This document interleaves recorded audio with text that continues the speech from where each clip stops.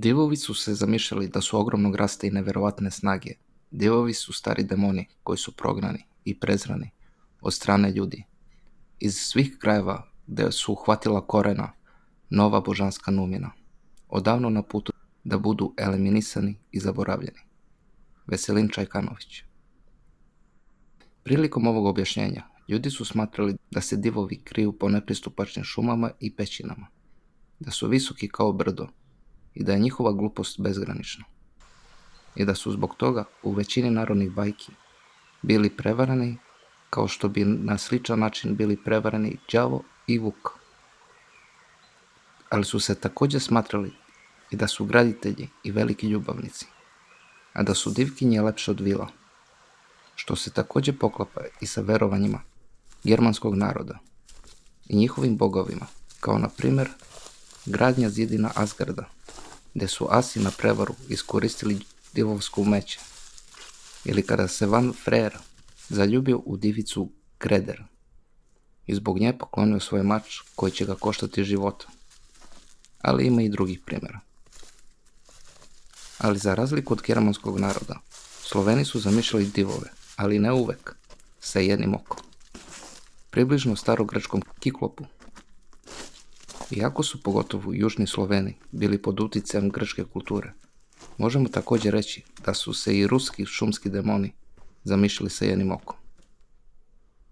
A jedno oko možemo da prihvatimo i u obliku kosmičkih nebeskih tela, poput sunca i mjeseca, koji su stariji narodi prihvatili kao božanstvo. Kod Slovena koji su prihvatili islam su također imali jednooko mitološko biće divovskog rasta, zvano Psoglavi, koga su zamišljali kao polu psa, polu čoveka, sa jednim okom, za koga se verovalo da su strvinari, a da su njihova prebivališta groblja i krvava bojišta. A Psoglavi, iako su mitološko biće islamske kulture i porekla, danas su najpoznati po gotičkoj i kosmičkoj horor prozi, to jest gulovi. Div jeste staro i zaboravljeno božanstvo indoevropske kulture, iz čega možemo da izdvojimo i reči za božanstvo kod većine naroda, poput persijskog dev, indijskog deva, latinskog divus ili deus. Ali kod južnih Slovena divu pripada sve što je divlje, poput divljači i divljine, po kojoj su i dobili naziv. Po predanju je jedan div postao na neobičan način. Muž i žena su bili bez dece, pa su otišli na jednu planinu i tamo našli izvor. Žena je popila vodu sa izvora i zatrudnila. Dobila je sina i dala mu ime Div. Dete je postalo snažno i proždrljivo, pa je otišlo u svet. Usput je naišlo na vozača gvožđa, koji je preturio kola sa gvožđem. Div pomogne vozaču da podigne kola i vozač mu pokloni gvožđe, od koga je Div napravio sekiru.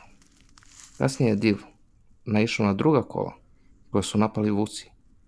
Vukovi su pojeli oba vola, pa Div uhvati dva vuka i upregne ih u kola. Idući tako Div stigne do jedne vodenice, pa ga napadnu aveti, ali ih on sve pobjedi sa svojim sekirom. Ali Divu u mlinu za oko padne točak, koji se samo kreće. Začudi se, pošto nikad nije vidio tako nešto. Priđe kamenu i pokuša da ga poljubi, ali kamen, okrećući se, okrvavi mu gubicu, a tada se Div razboli i nestane na svom putu. U narodu se pričalo da su ljudi bili u dalekoj prošlosti veliki i snažni, a da su njihove devojke nosile nadgrobne ploče od kamena u pregačama i da su podizale kuće od divovskih kostiju. U jednom bosanskom selu postoji staro divovsko groblje, Mramorje, a priča se da su u selu živjeli divovi. Smatra se da su divovi srušili gvozdena vrata kod Đerdapa na Dunavu, pa ih je Bog pobio strelom. Div je bio Vuk Mahniti i on je zidao planine po Crnoj Gori.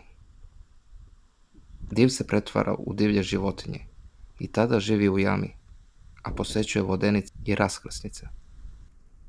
Ali legenda o divovima ima i u modernom dobu. Ljudi pričaju da su bili naišli na ogromne kosti u određenim pećinama, koji su nestale pod misterioznim okolnostima. Ja sam lično čuo da je Zlotska pećina kod sela Zlot, pored Bora, da je imala takve koske, koje su posle nestale. Legende o divu su još uvek žive u mašti ljudi, u vidu mita, urbane legende, zanimljive priče ili prelepe bajke. Nadam se da vam se svidio ovaj video. Zdravo!